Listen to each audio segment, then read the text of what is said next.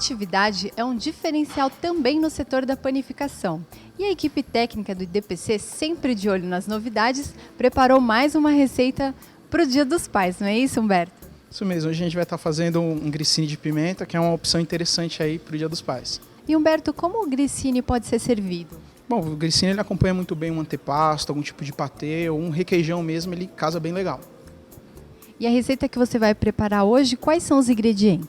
Farinha, água, orégano, pimenta calabresa, melhorador, fermento, açúcar, pimenta dedo de moça picada, sal e azeite.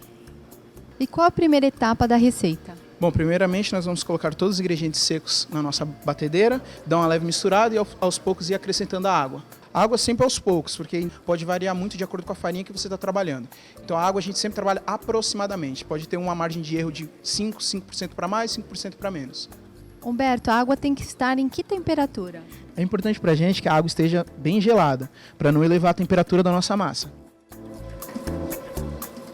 E Humberto, a massa bateu por quanto tempo? Bom, agora nós batemos na primeira velocidade por 10 minutos, vamos passar ela para a segunda velocidade, agora a gente acrescenta o nosso fermento.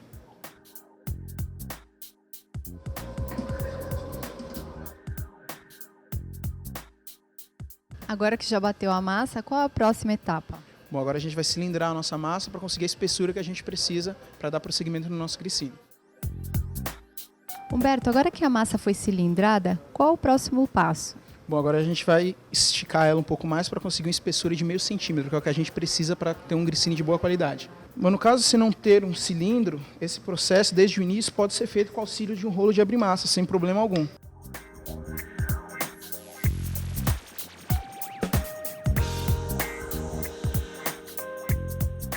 E agora como vai ser cortada a massa? Bom, agora que nós já abrimos a nossa massa com meio centímetro de espessura, vamos fazer o seguinte, vamos cortar os nossos grissines. O grissini é aproximadamente com 1 centímetro de largura e 14 centímetros de comprimento. Claro, isso pode variar um pouco, se você quiser um grissini um pouco mais grosso, um pouco mais fino, vai variar a espessura que você corta ele agora. Bom, agora eu vou cortar a nossa massa ao meio para conseguir o comprimento do nosso grissini. Essa quantidade de massa aqui a gente vai conseguir tirar 2 placas com 14 centímetros aproximadamente de comprimento.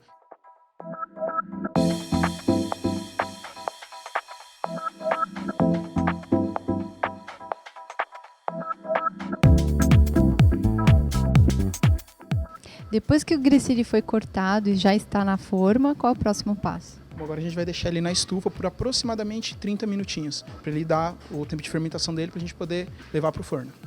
Os grissines já ficaram 20 minutos na estufa. E agora, qual é o próximo passo? Bom, agora a gente vai fornear eles a 180 graus por aproximadamente 20 minutos, com vapor. Esse é o resultado da receita grissini de pimenta. E Humberto, a gente percebeu que essa receita rende muito, né? Rendeu 4 fornadas, hein? Isso mesmo, ela tem um rendimento muito alto. Você vê que nós batemos apenas 1 kg de farinha e a gente conseguiu um rendimento muito grande. E você preparou uma sugestão de patê para servir com o grissini, né? Aqui nós temos um patê de peito de peru com pimenta síria e um pouco de noz moscada. A ideia é estar utilizando patês ou antepastos que tem um sabor um pouco mais suave. Porque como o grissini em si, ele já tem a pimenta, já tem algumas especiarias, para não ter conflito de sabores, utilizar um antepasto, um patezinho com um sabor um pouco mais suave. E essa é uma sugestão de receita para o Dia dos Pais, não é mesmo? Isso é uma sugestão para o Dia dos Pais, mas sempre que tiver amigos, ela casa muito bem com essa coisa de amigos, sempre um aperitivo muito bem-vindo.